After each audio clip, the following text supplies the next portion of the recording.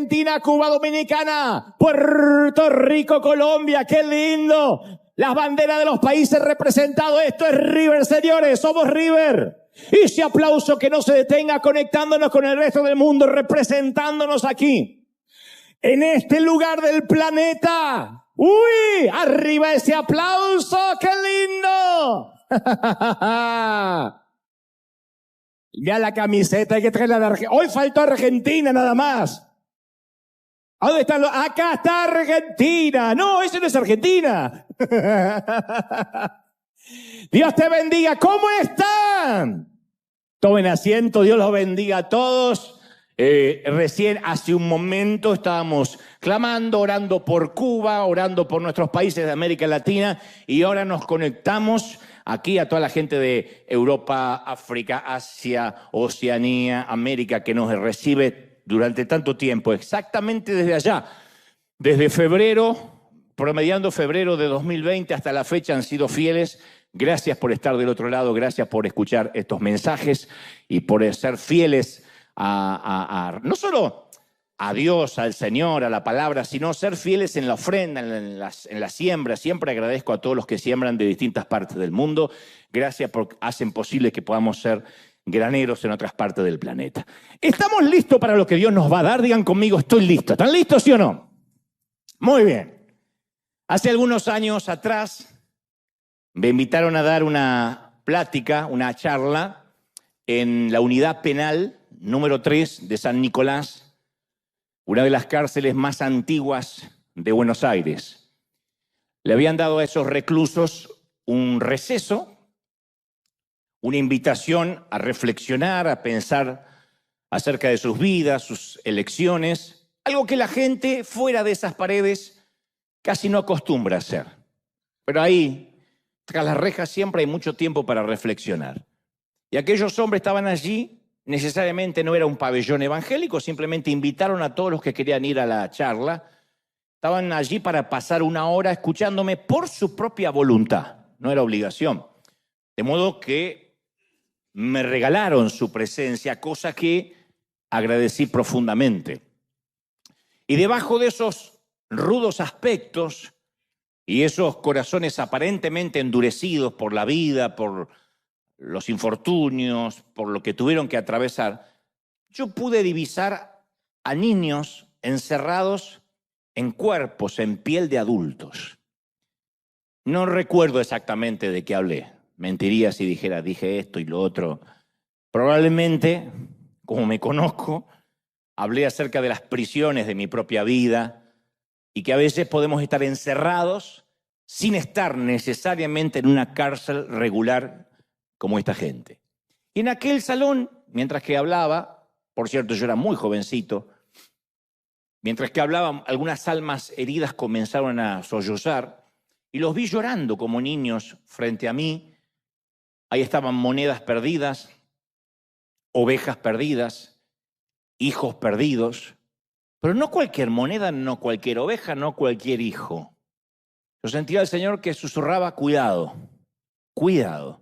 Estos son mis hijos, son mis ovejas, son mis monedas.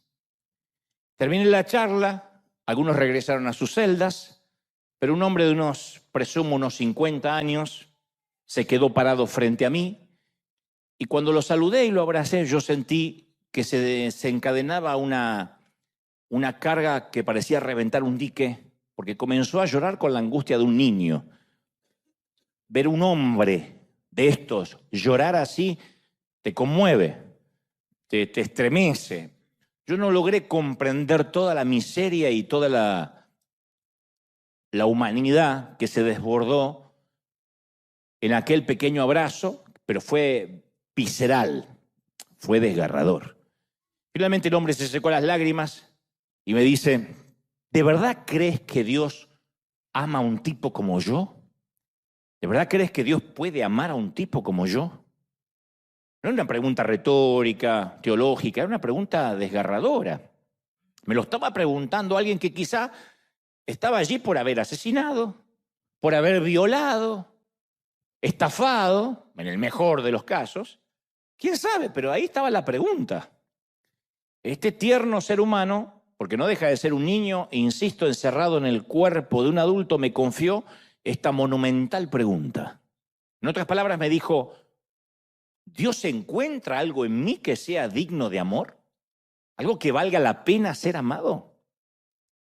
Pienso que cada ser humano, desde que somos chiquitos, anhelamos escuchar, estoy orgulloso de ti. Ya sea porque hayamos hecho bien una nota en una calificación en un examen, porque hayamos hecho bien un deporte, pero generalmente nos alienta más cuando no lo dicen por nuestro comportamiento, sino simplemente por existir. Cuando nos dicen, estoy orgulloso de ti. ¿Por qué? ¿Por qué existes? No hay nada que sane más el corazón de un niño cuando le dicen, estoy orgulloso de ti, pero no por lo que has hecho, sino porque solamente estás, porque naciste. Yo siempre sostengo que las viejas heridas tienen una muy buena memoria, pero pésimas destrezas interpretativas. Porque si bien es cierto que el dolor mantiene los recuerdos frescos, también oculta a veces lo que realmente ocurrió. La mayoría de nosotros, dicen los psicólogos, no recordamos exactamente cosas de la niñez, son recuerdos de los recuerdos, lo que nos pareció vivir. La gran mayoría de las cosas son cosas que nos pareció vivir y las creemos como ciertas. No todo lo que recordamos como tal es así. Esto sucede cuando uno vuelve a la casa de su infancia y dice, ¿qué le pasó a ese tremendo árbol que yo me subía y hacía una casa arriba? Y papá nos dice, ¿es ese árbol? No, pues este es un bonsái. Este es el hijo del árbol. No, siempre fue así el árbol. Pero uno tiene un recuerdo de un árbol grandioso porque uno era chiquito. Después las cosas no son ni tan grandes, ni tan majestuosas, ni nuestra casa de la infancia era ese tremendo caserón que nos daba miedo. Cuando lo vemos decimos, ¿de verdad yo tenía miedo en esta casa chiquita? Porque uno cambia la percepción. Entonces, cuando somos niños, interpretamos incorrectamente a veces lo que sucede en nuestros hogares. Y llegamos a conclusiones equivocadas que las mantenemos incluso hasta la edad adulta. Por ejemplo, si el matrimonio de nuestros padres estaba en problemas, inevitablemente siendo niños personalizamos lo que ocurría. Decíamos, bueno, tal vez tenga que ver yo porque yo nací. Tal vez si ordenaba mi cuarto, mi papá se hubiese quedado en casa y no se hubiese buscado otra familia. Tal vez mamá se fue porque yo traje malas calificaciones y la harté. Tiene que haber sido mi culpa. Yo te conté en varias ocasiones que mi papá estaba decepcionado de mí. Al menos es lo que yo sentía de niño. Y era lo que yo creía. Nunca supe si mi papá estaba decepcionado o no. Porque jamás hemos tenido esa conversación y ya no la vamos a tener. Pero los niños que sufren abusos verbales o abusos físicos no pueden procesar que sus padres están equivocados. No procesan que ese que abusó es un monstruo. Un niño que padece abuso cree que lo que se vuelca sobre él, la rabia que se vuelca sobre él, es merecida. Los niños creemos que las palabras crueles que nos dicen son verdad. Pero hay otra manera devastadora de abusar de un niño y es con el silencio, con la indiferencia. El suspirar de hartazgo, cosa que hacemos mucho los padres. ¡Oh, tres podridos! Voltear la cara, no contestarle, ignorarlo. Dejan al niño completamente frustrado, aplastado por la silenciosa mirada de la desaprobación. Y crecer con mi padre fue bastante desconcertante, porque técnicamente no era un hombre malo. Pero estar cerca de él era como caminar en un campo minado, con explosivos que durante la noche cambiaban de sitio. Entonces, yo no estoy emitiendo un juicio de valor acerca de mi padre, que como digo siempre, como no está, no se puede defender. De hecho, su chip de ser un buen padre fue aplastado por su propio padre, mucho antes de que yo apareciera. Pero yo creí que merecía la indiferencia de mi papá, porque estaba convencido que no había nada bueno en mí. Y cuando se ponía furioso y levantaba la voz, de levantar mucho la voz, yo siempre recurría a la misma frase. Yo decía, voy a ser un buen hijo, te prometo que voy a ser un buen hijo, te prometo que voy a ser un buen hijo. Y con el correr de los años comprendí que con cada repetición de voy a ser un buen hijo, estaba afirmando una creencia que me tomó décadas después de remover. Una simple y brutal declaración. Al decir, voy a ser un buen hijo, es que yo me consideraba un mal hijo. Y desafortunadamente, como dije el domingo pasado, hay gente que tristemente piensa que eso es el evangelio. Y lo que es aún peor, se difunde a través de tras los púlpitos durante años. Hay buenos hijos de Dios y hay malos hijos de Dios. Lo que es peor, hay hijos de Dios y hay hijos del diablo. Yo nunca recibí tantos ataques evangélicos como durante esta semana después del mensaje del domingo pasado. En aquel mensaje, Homero no es un hijo de Dios y otras legendarias mentiras evangélicas. Me escribieron cartas, me escribieron estudios bíblicos. Estás haciendo perder a la gente. ¿Un enojo?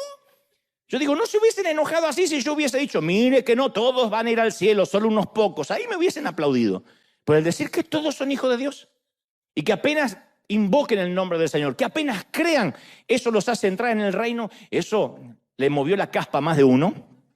Los que son pelones no sé qué se rascaron, pero se rascaron la cabeza. Se enojaron terriblemente. En fin, yo no sabía que mi padre en el fondo sufría de depresión. Lo entendí después de muchos años.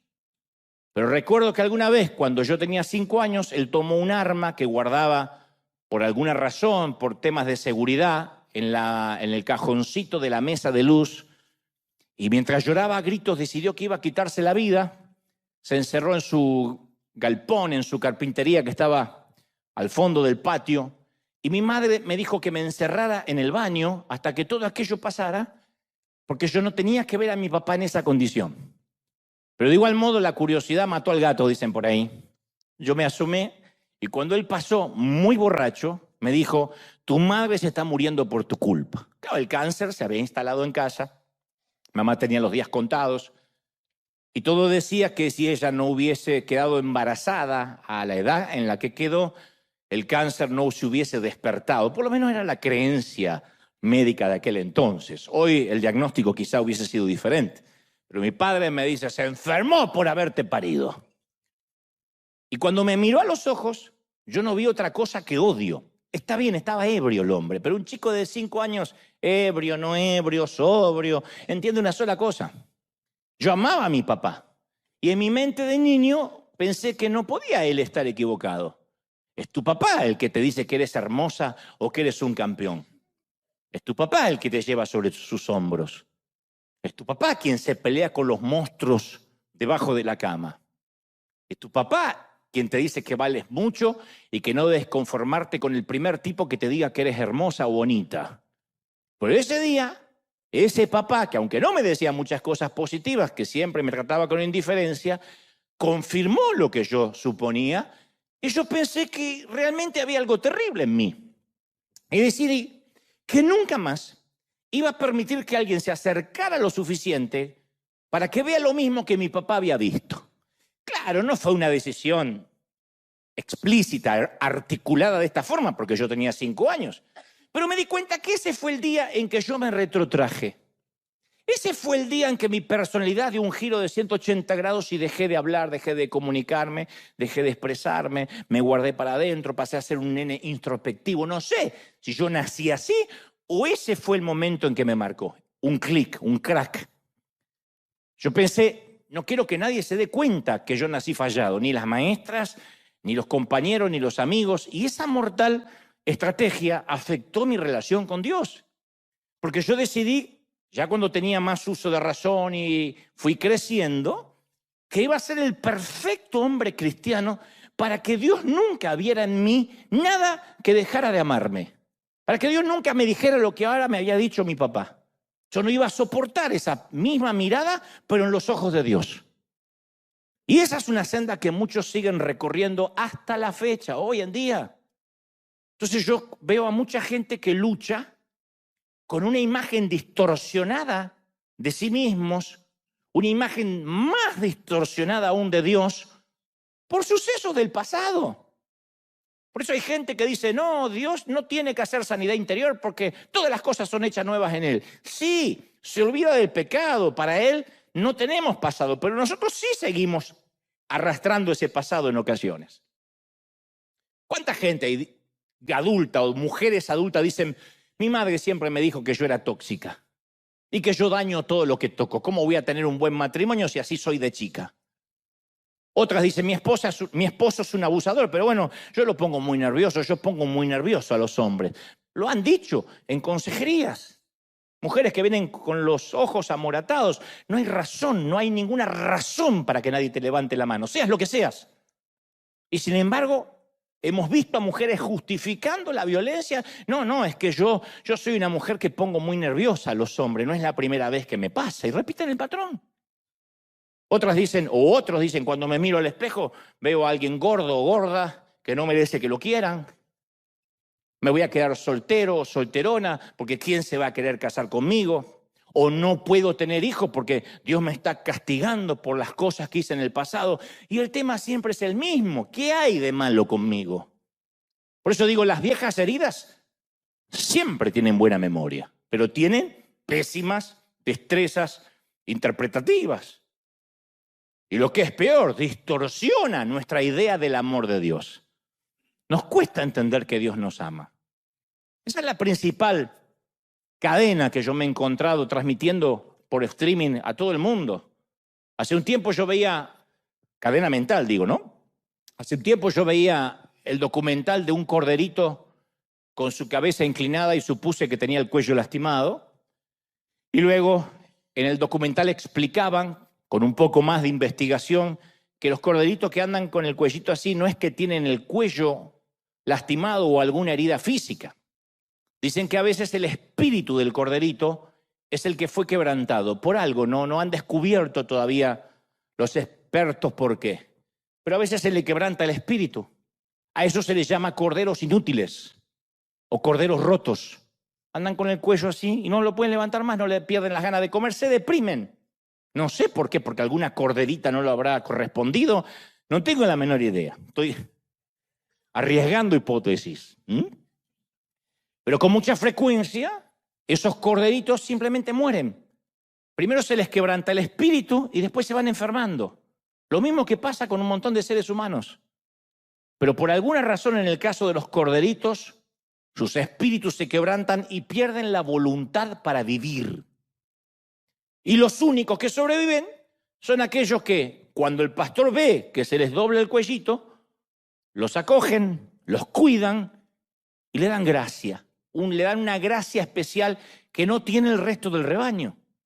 Entonces los corderos inútiles, así se les llama, son en realidad los más bendecidos de todas las ovejas del rebaño, porque son a ellos a los que el pastor cuida de manera más personal, de manera más íntima. Y decía este documental que cuando los pastores los abrazan, los llevan a dormir con ellos, los acarician, hacen que su espíritu se vaya sanando y vuelva a comer. Desarrollan esos corderitos un tipo de relación con el pastor que las otras ovejas ni siquiera sueñan. Las otras ovejas dicen, no, todos se van a ir al infierno. Eso solo porque son así. Pero que hemos sido corderos inútiles, con heridas en el corazón, en la mente, en el cuerpo, en el alma, desarrollamos otro tipo de relación con Dios, donde sabemos que Él nos ama, nos sana, nos acaricia, nos cubre, nos redime, nos pasa aceite. Muchos de nosotros nos hemos sentido como corderos inútiles desde nuestras familias de origen. Y hasta, y esto es muy triste admitirlo, hasta en la familia de Dios. Llegamos a la iglesia y volvemos, o nos hacen otra vez sentir inútiles. Entonces, creo que todos, la mayoría de los que están aquí presentes y en casa saben lo que es sentirse en algún momento no deseado, no amado, empujado fuera del camino, abandonado, rechazado, abusado. Isaías 40:11 dice que Dios como pastor apacentará su rebaño y en su brazo llevará los corderos, en su seno los llevará y pastoreará suavemente a los recién paridos. Esa es la imagen del verdadero pastor. No un pastor que dice, ustedes no son hijos míos, estas son más negras, estas son manchadas para allá. No es así, sino que las apacienta. ¿Y por qué tipo de oveja Jesús hace todo esto? ¿Por las ovejas que ganan premios? ¿Por las ovejas y los carneros de primera calidad? la oveja con la lana más mullida, las patas más fuertes. No, si un pastor común de ovejas de campo lo hace por los corderitos rotos, es una imagen, una figura de lo que Dios hace. Él nos ama tal como somos justo ahora, con todas las decisiones que hemos tomado, las buenas como las malas. Nos ama en los mejores días y en los peores días. Nunca te olvides esto, Dios te ama en tus peores días. En el peor día, en el día que no te quieres ni levantar de la cama y tienes un aliento a zombie que mata a una multitud. Ese día Dios te ama. Con todos los secretos profundos y oscuros que guardamos a veces, que a su tiempo tendremos que poner a luz a la presencia del Señor, los que tratamos de ocultar. Pero solemos pensar que Dios tiene una inclinación a amar a aquellos que lo ponen más orgulloso por el comportamiento. Decimos, bueno, sí, no me voy a comparar yo con, qué sé yo, con fulanito de tal, con la pastora y la profeta tal. Siempre medimos a los demás por su comportamiento y creemos que Dios los mide de igual manera. Fue como cuando alguna vez alguno de nosotros, siendo niño, le preguntamos a nuestra madre, mamá, ¿a quién de tus hijos amas más? Yo cuando la agarraba sola, mi mamá decía, es el momento de preguntarle, me va a decir la verdad. Me va a decir que soy el más chiquito, el más amado, y los imbéciles de mis hermanos ni siquiera califican. Cualquier padre o madre moderadamente sana emocionalmente dirá que es una pregunta imposible de responder. Porque cuando concebimos a nuestro primer hijo, nunca nos imaginamos que tenemos la capacidad de amar a otro. Los que tuvieron un primer hijo dicen, no, yo no puedo amar a nadie más así. Es el que tiene un primogénita dice, no sabía que tenía tanto amor para dar, pero imposible que yo ame a otro igual. El primero parece siempre que lo acapara todo, que no podemos amar a otra pequeña personita como amamos a este o a esta. Pero luego llega el segundo y surge una nueva profundidad de amor que no existía o que había estado dormida antes de la llegada de ese nuevo bebé. Y eso es como que cada hijo trae consigo una nueva dosis de amor, ¿o no? Así tengas 7, 8 hijos, 9, porque no tienes Netflix. Cada hijo trae una nueva dosis de amor. No puede decir, no, pero no se compara al primero. El segundo lo amé un poco menos. Y el tercero, y menos. Y el cuarto, y me agarró sin ganas. No, es el mismo amor. Lo habrás hecho sin ganas, pero lo amas. Entonces cuando yo digo, ¿cómo te ama el Señor? Lo he dicho desde la pandemia. Para muchos fue un bálsamo que sanó las profundidades del alma. Me han dicho, por favor, no deje de decir esa frase. Creyentes de años, haciéndome la misma pregunta que me hizo aquel recluso. ¿Hay algo en mí digno de amar? Hay un periodista, amigo, que no cree, pobrecito, ni en la luz eléctrica, ateo. Pero me dice, estaba pasando la peor crisis de mi vida, me estaba separando. Estaba viviendo uno de los peores divorcios que he tenido, porque él tuvo varias parejas. Dice, cuando yo salía de mi trabajo, me quedaba en la radio escuchándome tus reflexiones para al final decir, Dios te bendiga. Siempre te despedías con un Dios te bendiga. Yo tenía un espacio en Radio Vorterix en Buenos Aires, también durante la pandemia, y otro espacio en CNN. Y al final yo decía siempre, Dios te bendiga. Y él esperaba esa frase. Dice, esa frase me daba fuerza para enfrentar el divorcio, me daba fuerza para pelear la tenencia de mis hijos. Esa frase la esperaba. Dice, un día no la dijiste. Un día no la dijiste. Y yo le digo, pero no es magia. Me dice, yo sé que no es magia. Pero no sabés lo que es para un tipo como yo que alguien le diga Dios te bendiga. Porque yo lo hacía personal. Yo decía, ¿Dios puede bendecir a un tipo como yo? Pues yo soy un tipo malo. Yo soy un tipo malo y yo me apropiaba de esa palabra. Y cuando decías Dios te bendiga, apagaba el auto y empezaba la batalla en mi hogar. Pero necesitaba esa palabra. Por eso suelo repetir, tenemos que construir nuestra vida cristiana sobre la base del amor de Dios. Y no necesitamos ganar ese amor ni cargarlo.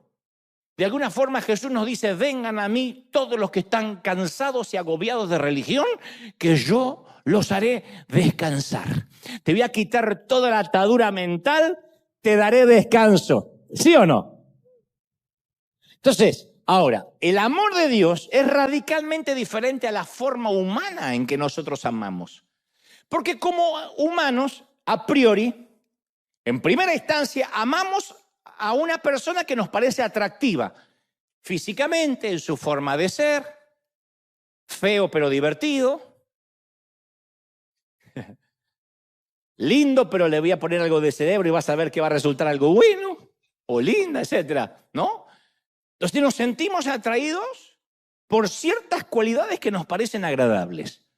Cuando amamos, en primera instancia somos atraídos, ergo, por lo bueno que percibimos en el otro. Sentimos amor por alguien por lo que vemos, en primera instancia. Y me gusta, y se ve bien, se ve linda, huele rico, qué sé yo. Ahora, a diferencia de nosotros, el Padre ama a aquellos que son indignos de ser amados apenas uno los ve. El Señor no nos ama según nuestros méritos, porque si ese fuera el caso estaríamos fregados. Lo hace porque Él es amor, esa es su esencia. Por eso podemos afirmar con convicción teológica, Él nos ama como somos y no como deberíamos ser. Nos ama como somos ahora, como somos. ¿Alguien lo cree, sí o no? Tal cual. Ahora, ¿podemos decir con absoluta convicción lo que el apóstol Juan escribe en su primera carta? He conocido y creído el amor de Dios que tiene para conmigo. Él se consideraba el discípulo amado. Él no decía, soy el escritor del Apocalipsis, soy, qué sé yo, uno de los 3 preferidos. Él decía, yo soy el amado. Yo después de tantos años te conté lo de mi papá, te conté lo que viví de chiquito, pero no para dar lástima. Yo después de muchos años puedo decir con convicción que le caigo bien a Dios, que sonríe al verme. Es más, que me ama con locura. Yo creo que Dios dice, estoy convencido de eso. Que me ama con locura, que cada vez que yo voy a orar, Él se sonríe. Cada vez que me ve, se sonríe. Por eso no te pregunto si te ama porque teológicamente y escrituralmente está obligado a hacerlo. Honestamente, quiero que respondas en tu corazón. ¿Tú crees que le cae bien a Dios? Bueno, ¿y los otros qué son? Una pregunta profunda, ¿eh? ¿Será que le caigo bien a Dios? ¿Que le caigo bien? Bueno, pero teológicamente, ¿qué significa? No, que así. Face to face, ¿le caes bien? En Isaías 49:15, Dios dice, ¿puede una madre olvidar a un niño de pecho? Olvidarlo, abandonarlo puede una madre. Hay madres que abandonan hijos, pero olvidarlo. Vieja, ¿vos no tenías un bebé? ¡Ah! Sabía que de algo me olvidaba. Hace 3 días. Puede olvidar, a menos que tenga un problema mental, psicológico, si no, se olvida.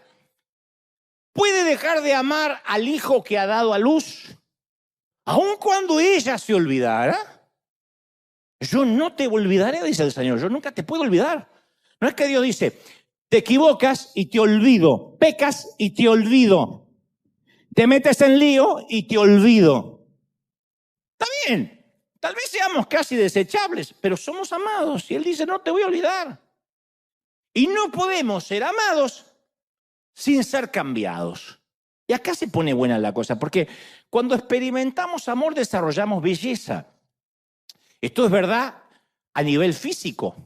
Los psicólogos dicen que cuando alguien está enamorado, aumenta los latidos del corazón, bombea más sangre. Entonces la cara brilla más. Las ojeras y la panza desaparecen.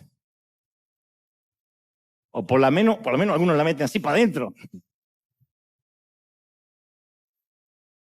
El estar enamorados hace que el cerebro segregue dopamina, serotonina, que son 2 tipos de transmisores a todo el cuerpo. La dopamina nos produce placer y euforia y la serotonina nos hace sentir felicidad. Eso no lo produce ninguna droga sintética. Las pupilas se dilatan.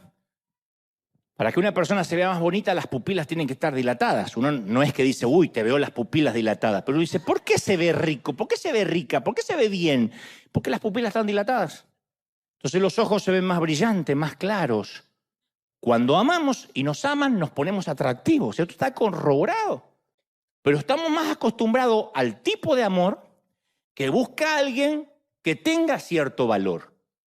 El amor con el cual estamos más familiarizados siente atracción por alguien, insisto, porque es atractivo, nos parece atractivo. Contra gusto no hay nada escrito, dijo alguien, pero a nosotros nos parece atractivo. Los griegos tenían una palabra para esta clase de amor, la palabra eros. Cuando oímos esta palabra pensamos inmediatamente en algo erótico, pero eros significa algo más que atracción sexual. Eros describe la clase de amor que satisface nuestro deseo de validación, nuestros apetitos, nuestra carne. Eros es el amor en busca del gran tesoro que nunca llega, es la búsqueda del príncipe azul, la búsqueda de la princesa perfecta, de la niña que no tiene madre, por lo tanto no tendrá suegra. Esa búsqueda. Eros es ese amor que proviene de la necesidad, de la admiración, del deseo. No es necesariamente una clase mala de amor, ¿eh? No la voy a satanizar.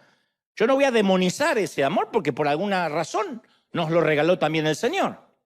Es bueno que un bebé ame a su mamá cuya leche significa vida. La primera atracción que tiene tu bebé hacia ti, mamá, es por la leche. Si el papá le diera leche, se olvida de la madre. Si la suegra pudiera, sería la suegra. Dios es sabio, ¿no? Es bueno que un enamorado se ponga feliz por la belleza del ser amado. Pero qué linda que es, pero qué bello que es. Pero Eros termina siendo un amor demasiado precario sobre el cual edificar una vida. En algún momento el bebé ya no va a necesitar más la leche materna. En algún momento la belleza de tu amada o tu amado va a dejar de ser una belleza, o en su defecto te vas a acostumbrar. Yo sé que algunas dirían, yo jamás me acostumbraría a Brad Pitt. Sí, diría otra vez lo mismo. Entonces, viviremos, si nuestra vida está basada en ese amor precario, vamos a vivir intentando probar que somos buenos, que somos lindos, inteligentes, espirituales para merecer ser amados. Y eso es correr en una ruedita del hámster, eso agota. No, necesitamos un amor más resistente que el de Eros. Entonces existe un tipo de amor que crea valor en lo que se ama. No que se busca valor en el amado, crea valor a partir de amar. Un amor que de ser desechables nos convierte en tesoros invaluables. Un amor que no resiste análisis del sentido común. Por eso tanto les cuesta entender la gracia. Entienden las penitencias, entienden que Dios manda gente al infierno, les encanta decir que Dios separa las cabritas de las ovejas y que hay hijos del diablo. Eso lo entienden. El amor incondicional y extravagante no lo entienden. Pablo lo expresó así en Romanos 5:6. Él dijo, a la verdad, éramos incapaces de salvarnos. Y en el tiempo señalado, dice el apóstol, Cristo murió por los malvados. Difícilmente habrá quien muera por un justo. Muy difícil que alguien quiera morir por un justo.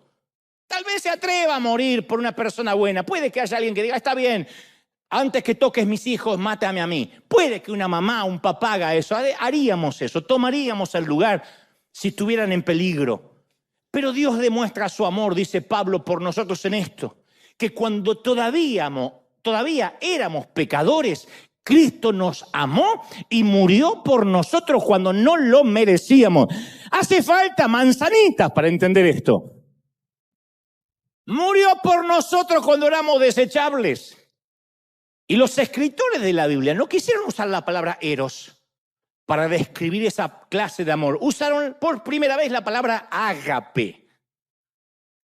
Existen dos mandamientos que no se pueden separar. Jesús dijo, ama al Señor tu Dios con todo tu corazón, con tu ser, con tu mente. Y el otro mandamiento, ama a tu prójimo como te amas a ti. Si amamos a Dios, amamos a todos sus hijos. A todos. No a algunos, a todos. Si tomamos en serio amar a Dios, debemos empezar por las personas. Todas, todas. Repitan conmigo para que se grabe. Todas. Así me siguen diciendo cositas en la semana. Y especialmente amar especialmente amar a aquellos que el mundo desecha. Especialmente a esos. Entonces, la capacidad, escucha, para asignarle valor a las personas es uno de los dones más maravillosos y escasos en todo el mundo. Una vez te conté, perdonen que soy repetitivo con las historias, pero bueno, siempre hay gente que es vuelta a bendecir con esto, aún me incluyo. Cuando decidimos comprar esta arena, el banco llegó a la conclusión, esto solo pasa en esta parte del mundo, que para asegurarse que iban a cobrar la deuda, yo debía mantenerme con vida. Yo sé que los bancos de otras partes del mundo no plantean estas cosas. Acá sí, yo pregunté 2, 3 veces si estaba entendiendo bien.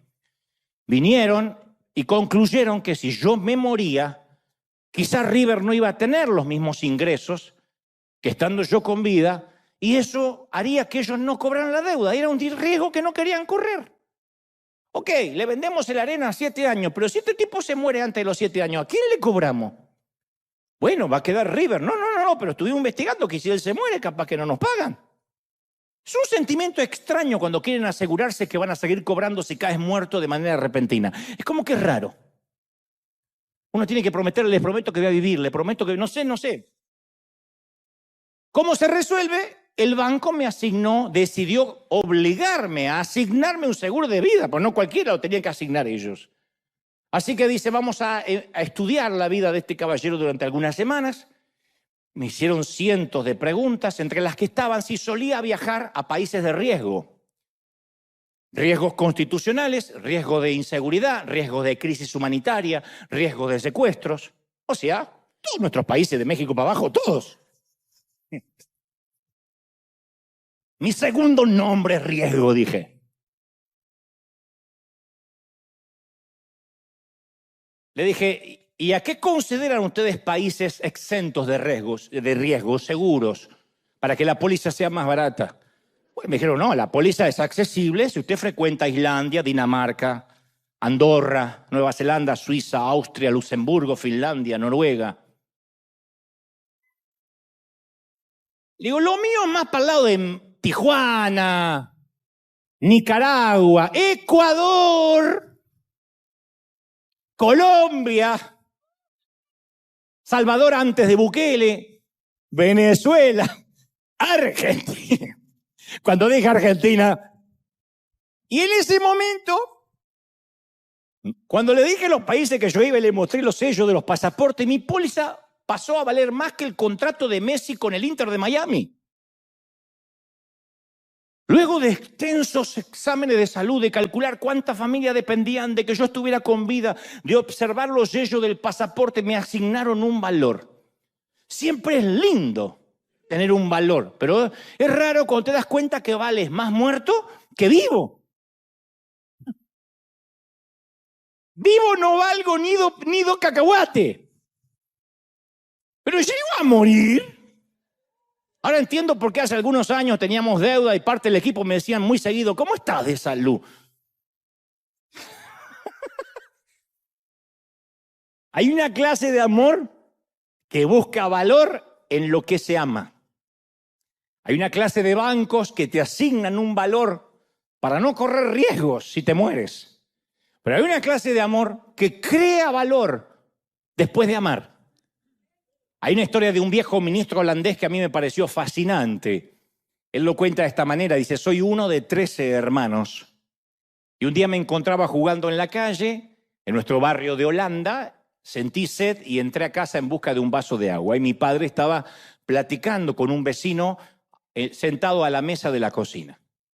Mi padre no se dio cuenta que yo había entrado y el vecino le preguntó, ¿tienes 13 hijos? ¿Tienes algún favorito, alguno que ames más que los demás o que te enorgullezca más que los demás? Y dice él, yo me quedé quieto ahí con la esperanza de que sea yo, que es lo que todos los hijos hacemos. Y mi padre responde inmediatamente y dice, por supuesto, hay uno que amo más que el resto, María.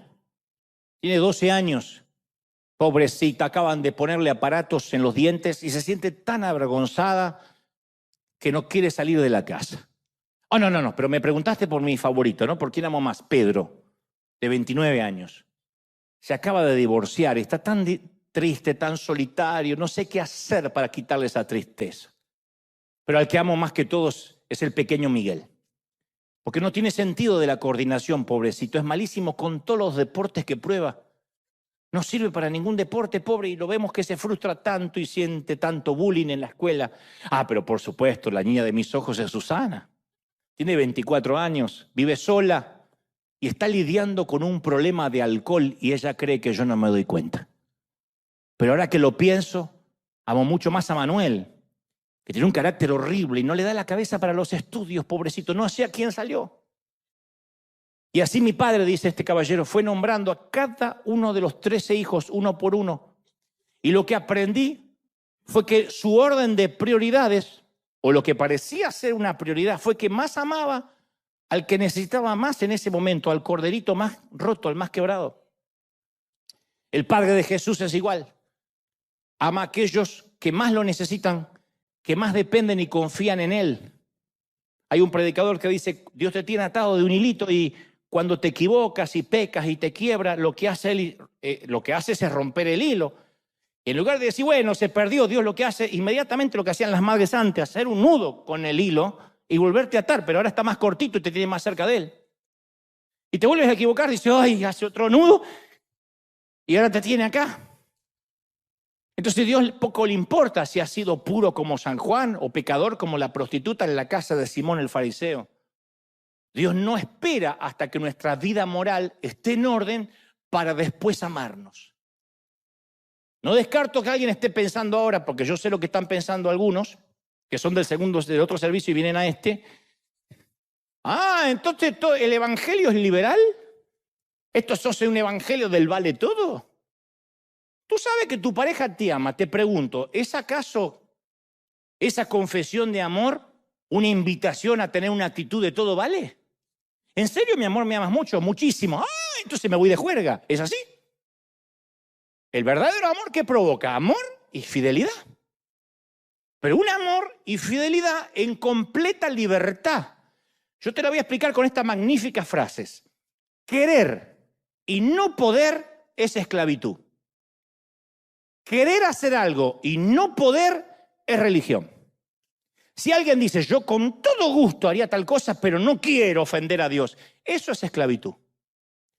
Poder y no querer es libertad. Poder hacerlo, pero no quiero ofender a Dios, eso es libertad. Eso es libertad. ¿Sí o no? A mí se me resolvió la doctrina con esto. Toda la doctrina, lo diré otra vez, querer y no poder es esclavitud. Me muero por pecar, pero, me muero por pecar, me estoy quemando. Eso es esclavitud. Poder pecar y no quiero es libertad. Juan 8:36 dice, si el Hijo los liberare serán verdaderamente libres. Y Pablo dice que nuestra libertad no es una licencia para pecar. Me voy a congregar en River porque ahí podés hacer cualquier cosa. No, el que busca licencia para pecar la va a encontrar en cualquier lado. Gálatas 5:13 dice, ustedes han sido llamados a ser libres, pero no se valgan de esa libertad, dice el apóstol, para dar rienda suelta a sus pasiones. Al contrario, el Señor te dice, ámame desde la libertad. Es lo que una pareja sana y saludable hace. No sirve que te cases y que tu cónyuge te ponga un chip para seguirte a dónde vas. Y que tengas que dejar el celular siempre ahí. Y que te revise todo porque desconfío. Eso no es amor. Eso es manipulación en todos los órdenes. Y tú dices, bueno, pero yo no le puedo dejar. ¿Por qué no tengo que saber? Porque amar es libertad. Si te va a engañar, te va a engañar igual. Tengas todos los passwords o no los tengas. Se ama desde la libertad. Yo predico para que seamos libres. Transmito esa libertad que el Padre me da a mí. Y después que cada uno haga lo que quiera con su libertad. El Señor los hizo libres en el huerto del Edén. No quería tener robots. No quería tener ángeles que están obligados a servirle. Él dijo, le voy a regalar el libre albedrío, hagamos al hombre a nuestra imagen. Y les puso un árbol que muchas veces dijimos, ¿para qué cuerno se lo puso? Para que sean libres. Y cuando uno es libre, nuestra sangre noble nos obliga a cambiar. No porque nos obligan, porque queremos. Ya no hay necesidad de ley. Un niño no necesita que le enseñen a amar a su mamá. Ser libres de la ley también significa ser libres del pecado. Cuando somos libres, no violamos una regla, desgarramos el corazón de Dios. Cuando uno es esclavo, sale de la sana doctrina. Cuando uno es libre, viola una relación y traiciona la confianza en el caso de pecar. ¿Me explico? Porque me miran medio raro, ¿me estoy explicando bien? Cuando uno es esclavo de la doctrina, de la religión, uno simplemente desobedece. ¿Cuánto me corresponde de penitencia por desobedecer? Cuando uno es libre, cuando uno ya no es esclavo de la religión, deshonra a un amigo íntimo. Eso duele más. De allí que uno puede, pero ya no quiere. Porque ya no cometemos solo una infracción. Alzamos el puño contra alguien que derramó su sangre y se dejó clavar las manos para salvarnos. Juan 17:3 declara, y esta es la vida eterna, que te conozcan a ti, al único Dios verdadero, y a Jesucristo a quien tú has enviado. Entonces la fe en Dios genera personas libres y muy seguras. No genera personas inseguras. Por eso las Escrituras hacen tanto énfasis en la necesidad de conocer a Dios. Dios se lamenta a través del profeta Oseas y dice, mi pueblo no me conoce. Lo que pido de ustedes es amor, no sacrificios. Conocimiento de mío, no holocaustos. Y sigue diciendo lo mismo Dios. Este pueblo cree que me compra con ayunos. Este pueblo no me conoce. Cree que me compra leyendo la Biblia todos los días y así es más religioso. O congregándose todos los días. Yo no quiero holocaustos, yo quiero que me conozcan. Y la pregunta es, ¿lo conocemos realmente? Porque si nos congregamos todos los días, pero necesitamos que nos digan, el Señor te ama, ay, de verdad, es porque no lo conocemos. Porque capaz que somos cristianos porque venimos acá, creemos que somos cristianos porque leemos la Biblia, y entonces se supone que lo conocemos. Nada se aleja más de la verdad. No sirve de nada aprenderse versículos de memoria, dominar el lenguaje de la Biblia. Me siguen diciendo, yo no veo que abras la Biblia y se la hagas leer a la gente.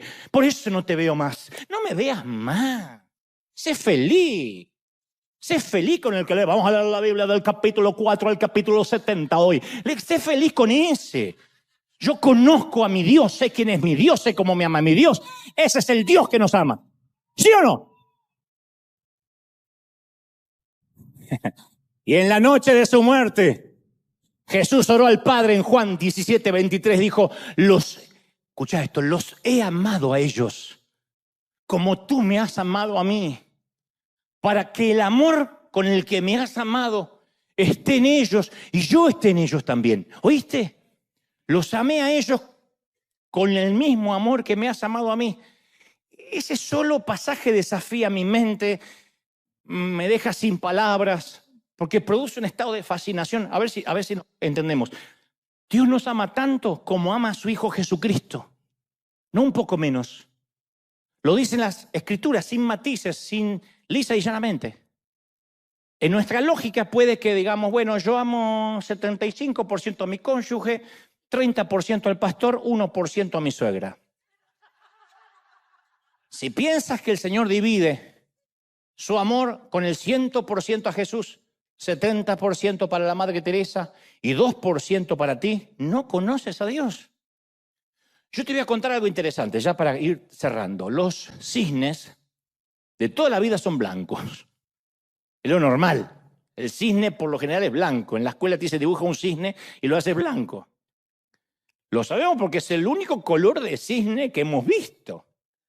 Y esta era la creencia de Occidente hasta que en 1697 un explorador holandés descubre, navegando por los mares de Australia, un cisne negro, que había cisnes negros. Un suceso inesperado que sorprendió a toda la comunidad ornitológica. Había cisnes negros. Pero él puso el foco en algo sencillo. La inexistencia de pruebas respecto a un hecho no es en sí misma una prueba de su inexistencia. Por ejemplo, el que no hayamos visto nunca un extraterrestre no significa necesariamente que no existan. No estoy diciendo que existen o que no, pero yo no vi ninguno, pero no significa que no existen. Hay miles, millones de cosas de las galaxias que no hemos visto. Y eso no los hace inexistentes. Inspirándose en este evento ornitológico, un filósofo y economista llamado Nassim Taleb publicó en 2007 su libro El cisne negro, la teoría del cisne negro y su impacto en lo improbable. Y según Taleb, dice que un cisne negro es un acontecimiento o un suceso que nadie esperaba, extravagante, va más allá de lo que esperamos, no resiste ningún pronóstico. Entonces, en otra palabra, un cisne negro es algo que representa la sorpresa, un gran impacto. Es como ver un argentino humilde, un mexicano que no come picoso, ¿no? Entonces, pero al cisne negro se lo suele relacionar con eventos trágicos. Por ejemplo, la peste negra del siglo XIV, que asoló Europa y mató en Europa del 30 al 60% de la población. 25 millones de europeos murieron, además de casi 60 millones de África y Asia.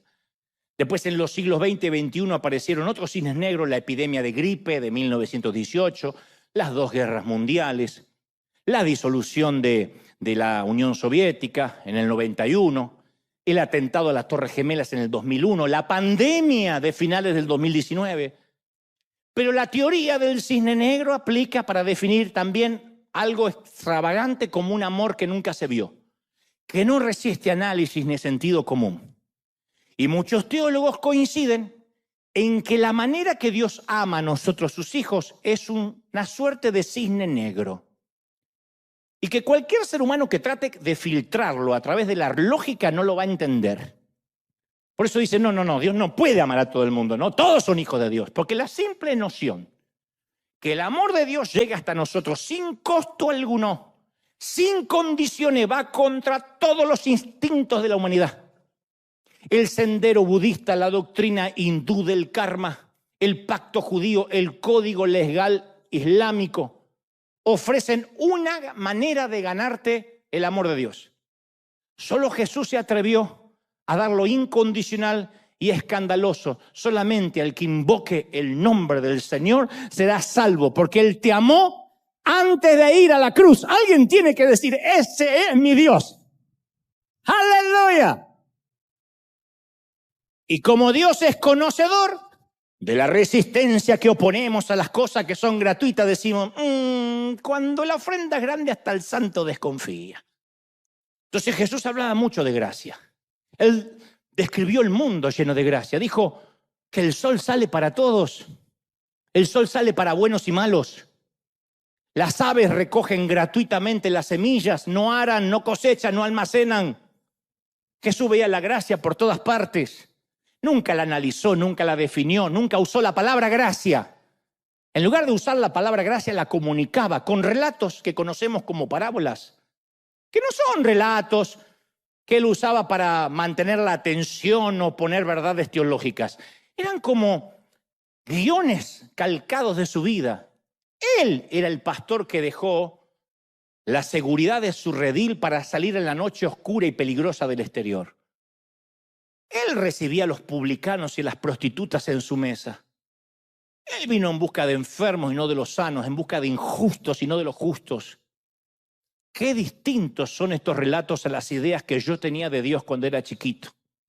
Porque mi papá me dijo, por tu culpa mamá se muere. Y yo pensé que muchas cosas a partir de ahí iban a ocurrir por mi culpa, entre ellas que Dios no podía amarme. Yo veía a Dios que me perdonaba, pero a regañadiente, que estaba harto de borrarme del libro de la vida. Siempre lo vi como una amenaza distante, amenazadora, igual que mi papá, con minas que podían explotar, pero que cambiaban de sitio durante la noche. Siempre pensé que Dios prefería que le temamos antes que le amemos. En cambio, Jesús habla de un padre que se humilla en público, que sale corriendo para abrazar a un hijo que derrochó la mitad de la fortuna y él corre para abrazarlo. No sermonea con solemnidad. Espero, hijo, que hayas aprendido la lección. Habla de un júbilo, de la alegría. Este hijo estaba muerto y ahora revivió. Estaba perdido y lo encontré. Y después palabras de gozo, hagamos una fiesta que mi hijo ha vuelto. Entonces los brazos de Dios siempre están extendidos. Somos nosotros los que nos apartamos de Él. Pero ¿cómo nos cuesta horrores entenderlo? El amor de Dios es ese cisne negro de la historia. Un ama de casa dando gritos de júbilo porque encontró una moneda. Yo cuando veo un ama de casa diciendo, ¡ay, encontré la moneda! No es la imagen que me viene de Dios cuando pienso en Él. Sin embargo, esta es la imagen en que insistió Jesús. Mi papá es como la señora que encuentra la moneda. El relato del hijo pródigo aparece en un conjunto de 3 relatos. La oveja perdida, la moneda perdida y el hijo perdido. Y todos tienen la misma idea. Todos subrayan la sensación de la pérdida, la emoción del encuentro y la fiesta después por haberlo encontrado. Jesús vino para demostrar que es un Dios santo, que recibe las peticiones de una viuda con 2 blancas, de un centurión romano, de un miserable publicano, de un ladrón en la cruz que clama a último momento. Hace tiempo una mujer divorciada me contó que en cierta iglesia, afortunadamente no fue acá, fue con su hija de 15 años cuando se le acerca una pastora, la esposa de un pastor, y le dice, he oído que usted se está divorciando, lo que no puedo entender es que si usted ama a Jesús y su esposo ama a Jesús, ¿por qué se atreven a hacerle esto a sus hijos? No se atreva a separar lo que Dios juntó. En realidad esa esposa del pastor, contaba a esta mujer, nunca le había dirigido la palabra antes, pero apenas se enteró que estaba en crisis, se acercó para exhortarla delante de la hija. Y esta mujer me dice, yo no sé si estoy haciendo bien o mal, lo doloroso es que mi esposo y yo amábamos mucho a Jesús. Y nuestro matrimonio estaba destruido, no teníamos esperanza de restauración, pero si tuviéramos alguna, ese día se me fueron las ganas, porque yo lo que necesitaba de esta mujer es que me abrazara y me dijera cuánto lo siento, estamos contigo, pase lo que pase. Me habría hecho sentir amada, que es lo que no siento. Pero en el fondo yo sé que ella no vio a nadie digno de amar. Entonces yo digo, ¿dónde sacamos esa idea? ¿Por qué creemos que Dios nos amó porque fuimos dignos? O que está bien, éramos indignos, nos amó, pero ahora tengo que ser digno para ganarme ese amor. Yo cuento siempre esa escena de la película Tallo de Hierro. La comenté en varias ocasiones, interpretadas por Jack Nicholson y Meryl Streep, que salen de una taberna y se encuentran con una anciana ebria tirada en la nieve y discuten qué hacer con ella. Nicholson pregunta, el personaje de Nicholson, ¿está borracha o es un indigente? Y ella responde, el personaje de Meryl Streep dice, es una indigente, lo fue toda la vida, la conozco. Bueno, quizás haya sido una prostituta en Alaska, dice él. Claro, pero no creo que nació prostituta ni lo fue toda la vida, dice ella. Bueno, no sé. Alguna vez fue una niña, digo, fue la hija de alguien, ¿no? Bueno, una niña, eso ya es algo, dice ella. Entonces ella no es solo una indigente, ni tampoco solo una prostituta. Es una niña o al menos alguna vez lo fue. Eso es algo. Vamos a llevarla adentro. Ambos estaban viendo a aquella mujer esquimal a través del cristal de la gracia. La sociedad ve una indigente. La religión ve una prostituta. Los jóvenes ven una vieja. La gracia ve una niña. Una persona hecha imagen y de Dios. Por mucho que aquella mujer ahora tuviera el rostro desfigurado, fue una niña y lo sigue siendo, encerrado en un cuerpo de 70 años. Entonces existe una clase de amor que crea valor en el ser amado. Es un extraño cisne negro, lo sé, pero es un amor extravagante. Jesús nunca identificó a una persona por su pecado. Nunca le dijo a alguien ladrón, nunca le dijo a alguien prostituta, le decía hija, hijo. A los religiosos los llamaba víboras, serpientes, sepulcros blanqueados, perros. Pero nunca llamó a alguien ladrón, usurero, mentiroso, divorciado, porque él veía que el pecado era algo ajeno, algo que no le pertenecía a esa persona y la iba a liberar de eso. Le quitaba las etiquetas. Jesús podía amar a los seres humanos porque los amaba atravesando la capa de lodo. Veía a través del barro y veía a un niño. Lo definió así en Romanos 8:38 Pablo, por lo cual estoy seguro que ni la muerte, ni la vida, ni ángeles, ni principados, ni potestades, ni lo presente, ni lo porvenir, ni lo alto, ni lo profundo, ni ninguna otra cosa creada podrá separarme del amor de Dios que es en Cristo Jesús, Señor nuestro? Me voy a meter en más líos todavía. Pero yo siempre pensé, ¿el infierno fue creado o no fue creado? Si el infierno fue creado, dice que ninguna cosa creada te puede separar del amor de Dios. Entonces, a mi criterio, ni el infierno te puede separar del amor de Dios. Ahora sí me metí en lío, pero lo creo. Y yo recuerdo que en aquella cárcel de San Nicolás, aquel hombre robusto que nos abrazamos, yo sentí cuando lo abracé cuánto Dios lo amaba. No te lo puedo explicar. Porque yo solo veía un tipo rudo, no voy a decir y yo lo amé. Yo vi un tipo rudo y hasta con un poco de miedo, de 50 años, yo era jovencito, que al fin y al cabo estaba allí pagando su condena con la sociedad. Pero sé que Dios estaba viendo un pequeño niño traumado y asustado de pasar otra noche entre rejas. Y aquel hombre me había preguntado sin rodeos, ¿de verdad crees que Dios puede amar a un tipo como yo? Yo agradezco que siendo jovencito el Espíritu Santo me guió a responder, no como la religión me había enseñado, no como yo creía, sino lo que salió de mi espíritu. Le dije, la pregunta no es si Dios ama a un tipo como vos. Él ama especialmente y específicamente a un tipo como vos. Por eso Él me trajo, porque Él te ama muchísimo. No es que a un tipo como, no es que estás en la excepción, Él especialmente está enamorado de ti. Y Él recuperó su control emocional. Me mira a los ojos y me dice, es todo lo que necesitaba saber. Flaco, es todo lo que necesitaba saber. Y yo me quedé pensando, eso es todo lo que todos necesitamos saber. Todos necesitamos saber eso. ¿Cuánto nos ama el Señor? Vamos a dar un aplauso grande al Señor de señores. ¿Cuánto nos ama el Señor? ¿Cómo está sanando gente? Vamos, celebra al Señor que le está sanando mentes, corazones, almas, corderitos rotos. Alguien tiene que celebrar más que eso por los corderitos rotos que se están sanando en todo el mundo.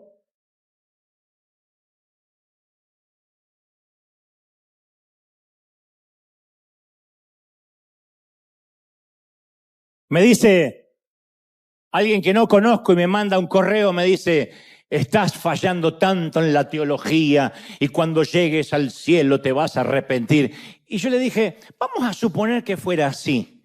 ¿De verdad Dios va a decir, Dante, no entres al cielo porque amaste más que yo?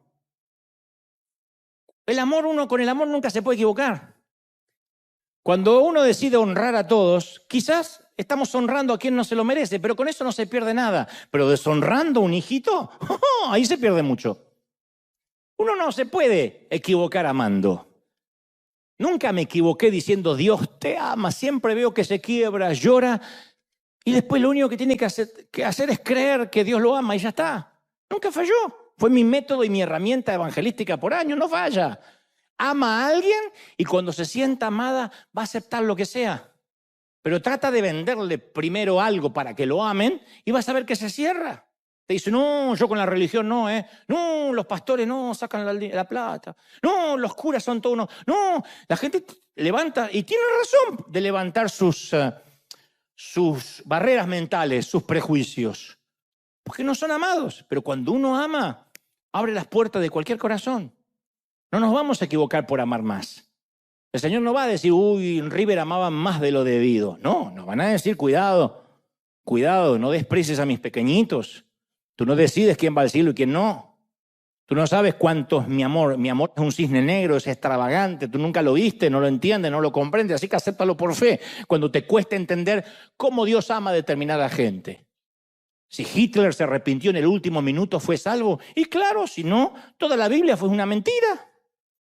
Cualquiera que se arrepiente e invoque el nombre del Señor no tiene que pagar. Si no, el ladrón de la cruz como que se fue al paraíso. ¿Quién sabe cuánto robó? ¿A cuántos violó? ¿A cuántos mató? ¿O pensamos que era un pecadito así nomás y por eso el Señor dijo, te llevo?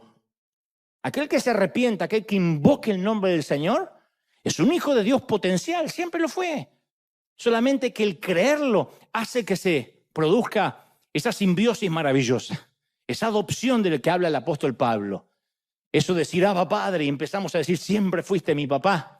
Pero no somos el huérfano que adoptó por lástima. Te ama el Señor. Y si todavía aquel caballero de la cárcel de San Nicolás supongo que quizás ya está libre, está en alguna parte del mundo y recuerda aquel encuentro, habrás sabido que Dios siempre te amó. Cuando estabas en la cárcel y ahora que estás libre. Cuando cometías el delito y cuando te arrepentiste. Dios te ama en los días malos y en los días buenos. Te ama tal como eres y ese amor merece correspondencia. Vamos a corresponderle a Dios. ¿Cuánto lo creen y lo reciben? Díganme amén. ¡Aleluya! Levanta tus manos al cielo conmigo, Padre. Gracias por esta mañana, tarde, noche, en cualquier parte del mundo. Levanta las manos, querido River. He transmitido lo que creo Dios puso en mi corazón estos días, estos domingos. He sentido el corazón del Señor diciendo, son mis hijitos. No te lo puedo explicar, pero los he visto a muchachos drogándose en las esquinas. Y hace unos años decía, qué perdidos, hijos de Satanás. Ahora siento al Señor diciendo, son mis pequeños. ¿Quién irá por ellos? Son mis hijos. Son los hijos pródigos. Son los que se revuelcan en los chiqueros de la vida. Y el padre saldrá corriendo a abrazarlos tan pronto ellas digan, oh, tengo un padre, tengo los obreros de mi padre comen mejor que yo. Apenas alguien reconozca que Dios lo ama. Así se trata, de eso se trata. Y luego no hay doctrina, luego no hay doctrina que cuidar. Es una mentira. El amor hace que cuides tu santidad. El amor, lo que no provenga del amor es ley. Y la ley siempre se obedece, la ley siempre está para quebrarse. Pero cuando amas, eres fiel porque amas. Cuando amas, no necesitas un pastor que te diga, ni la iglesia cuadrangular, ni la asamblea de Dios, ni lo de la super ultra mega santidad de Oberá Misiones. No necesitas que nadie te diga nada. Cuando amas, sabes qué agrada a tu Padre y qué no. Y hasta vas a orar por amor y no por disciplina. Y te entregas a Él cada día, Señor, me has amado tanto, ayúdame a no traicionarte. Y ahí está el Espíritu Santo que dice, cuando no podáis hacer algo, pide ayuda. Él intercederá por ti. Él va a gemir con gemidos indecibles y va a orar lo que no sabes orar. Vaya que tenemos ventaja. No los dejaré solos, envío un consolador que de dentro les dará fuerzas. Nunca dijo, habrá un pastor diciéndole las leyes y después congréguense y allí le van a decir lo que tienen que hacer. Él dijo, he aquí yo los envío un consolador. Y desde dentro les dictará y les dirá qué hacer y qué no hacer. Y les guiará y les dará discernimiento de espíritus. Y abrirá sus mentes y sus corazones. Y se contristará cuando algo no es mío. Y se pondrá alegre cuando algo me llena el corazón de alegría. Ese es Dios, esa es la vida cristiana. Mi querido, vive en libertad. River, vive en libertad. Él los hará verdaderamente libres. Padre, yo he hablado a este tu ejército y a este tu pueblo y a estos tus hijos e hijas de todo el mundo. Y yo pido que toda cautividad mental se caiga ahora. Que toda cadena, cerrojo de bronce se caiga ahora. Toda cadena religiosa retrocede ahora. No estoy en contra de los hombres, estoy en contra de las cadenas demoníacas que los hombres han puesto. Libéralo, Señor. Quita toda esclavitud de la mente. Ahora yo te pregunto lo que te pregunté durante el mensaje, mi querido. ¿Realmente crees que le caes bien a Dios? Si crees que le caes bien a Dios, levanta las manos y dile, Señor, te amo. Vas a ver cómo suena diferente.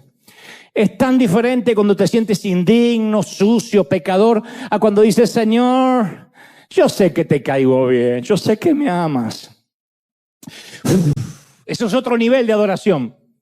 Ese es otro nivel de adoración. Ya no estás en la otra línea del pecador, estás en la línea del salvado. En la línea del que fue santificado no por las obras, sino por la sangre derramada en la cruz del Calvario. ¡Uy! Y cuando levanta las manos y dice, te amo, Señor, sintiéndote amado, eso es amor real. Dios dice, he esperado esa frase durante años con corazón. ¿Qué lo cree? Uy, dile, Señor, te amo. Mi vida a veces es un desastre, tú lo sabes, pero yo te amo. Y el Dios dice, sí, yo también, específicamente.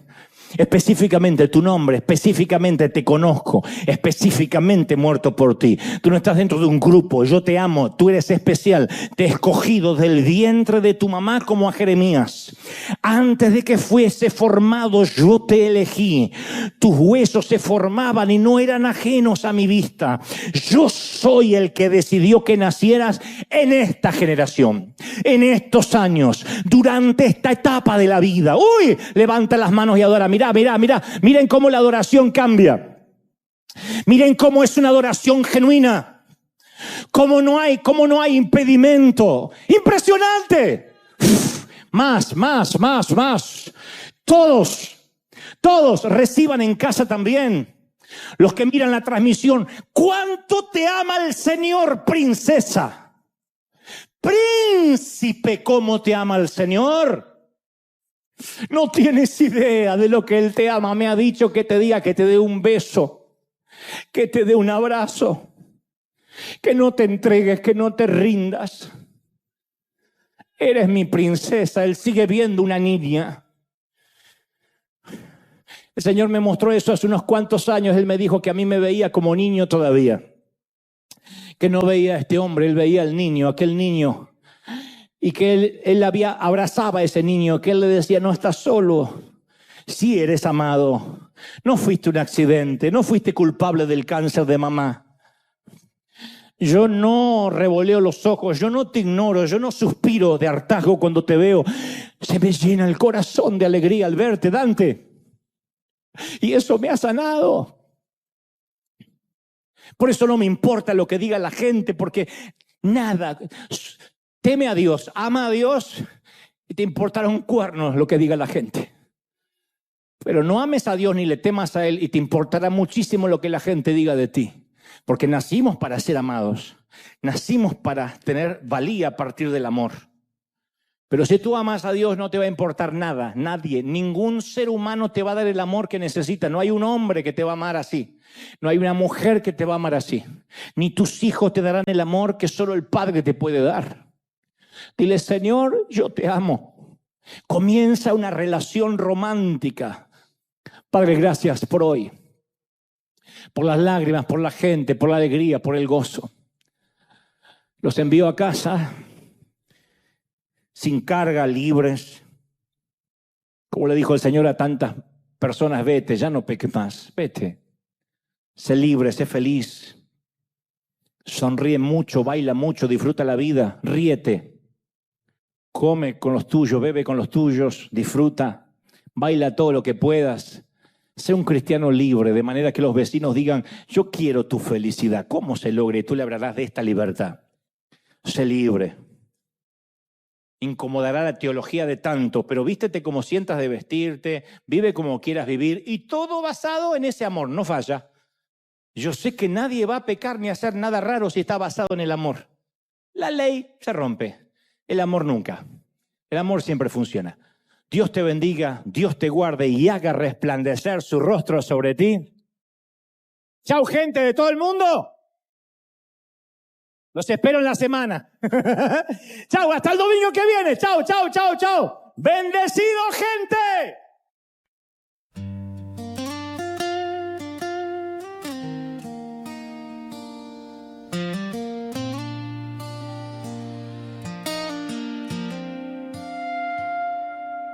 Everything I used to live for faded slowly out of sight.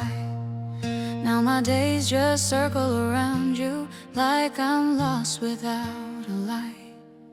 All the noise just turns to silence when your memory comes through. And the world I once was chasing now feels small and shaped like you. My whole world is only you. Every thought keeps breaking through.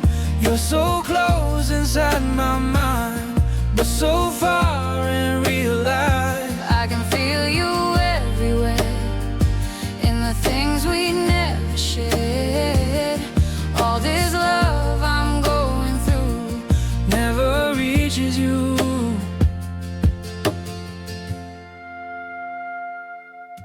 Every image feels so real standing next to me.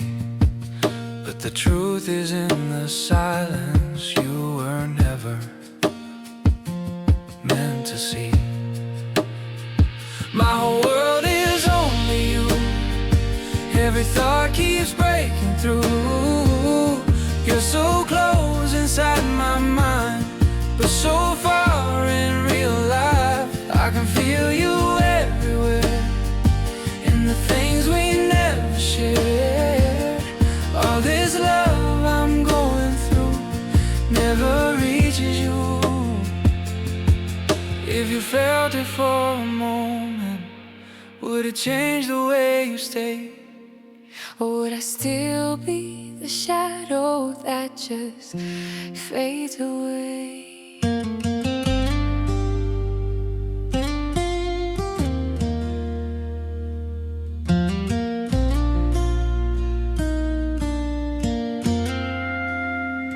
My whole